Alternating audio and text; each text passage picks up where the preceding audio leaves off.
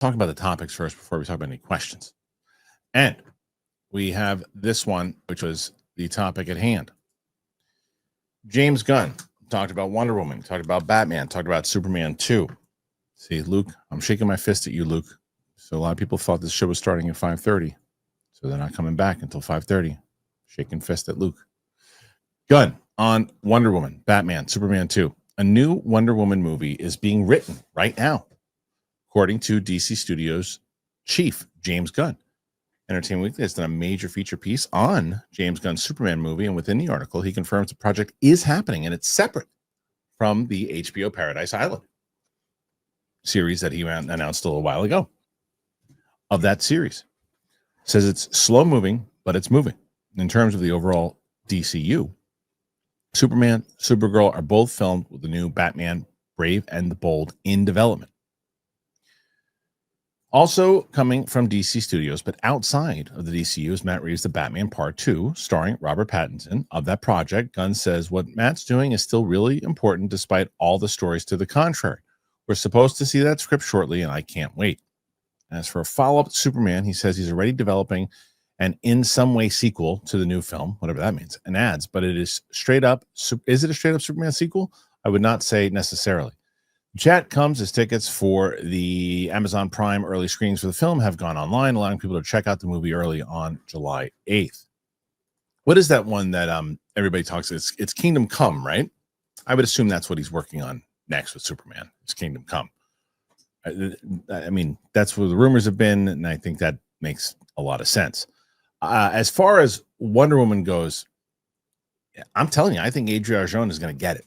I think she's going to get the role. I think because of everything that's happening with the buzz with her, and because of the connections with Momoa. And do I think that because she's Momoa's girlfriend, she's going to get the role? Absolutely not. I think that it's good to have friends that can get you meetings and say, hey, listen, you should meet with her, yada yada yada. Or hey, I'd like to meet her. She's great. She's great in Andor, great and other things. Like she's pretty great. And I think that probably escalates the script being written also. I'm telling you, I think she gets locked into this role.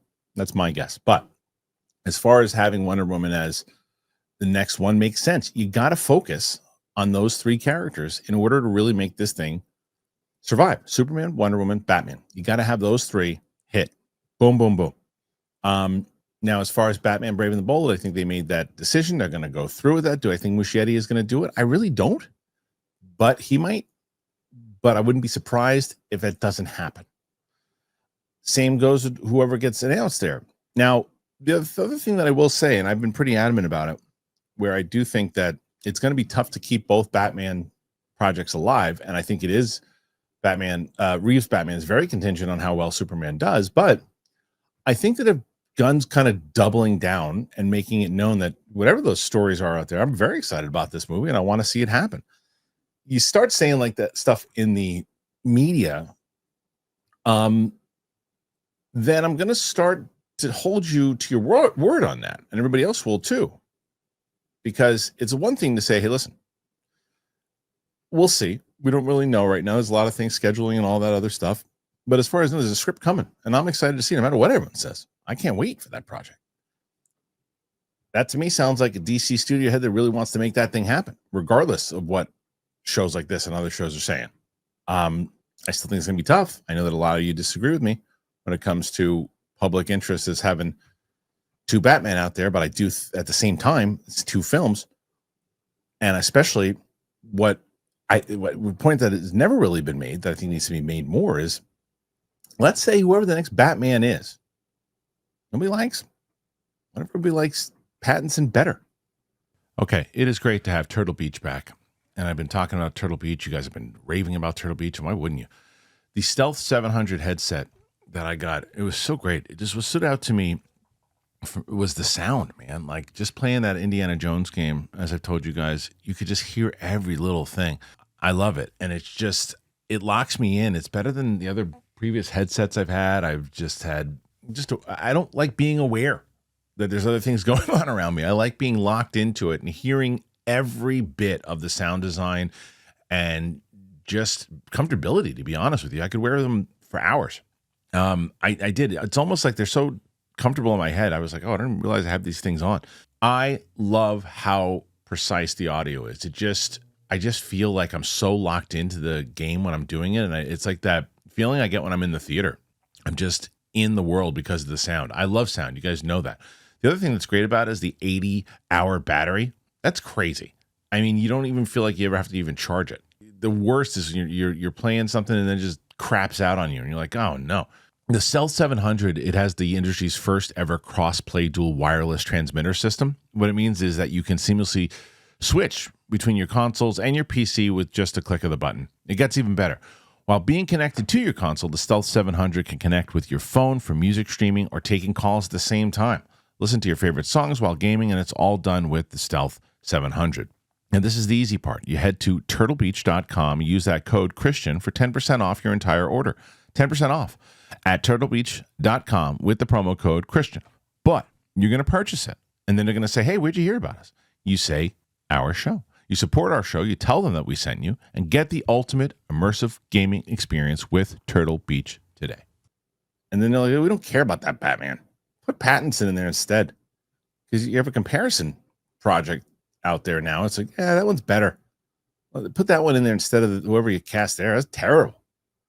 And then they're like, well, him and Corn Sweat, they're not working. Pattinson would probably work better. Try Pattinson. Because you know that's going to happen. It's going to be inevitable. So I think that's another problem. But he's also a storyteller, James Gunn. He wants to see good stories being told. So if that happens, listen, I'm not going to complain about that if it happens, by the way. It doesn't mean I don't think it's confusing. I would love to see Brave and the Bold and then the Batman. Not going to confuse me. Not going to confuse you.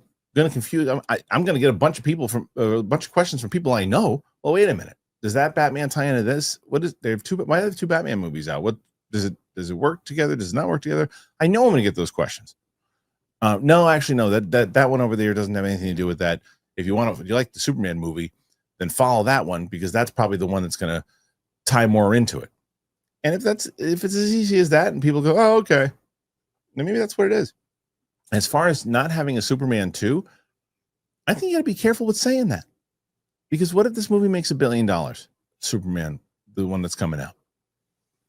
And then everybody says, oh, let's do Superman 2. You don't want to run into the same problem you did with Man of Steel, which didn't hit $1 billion.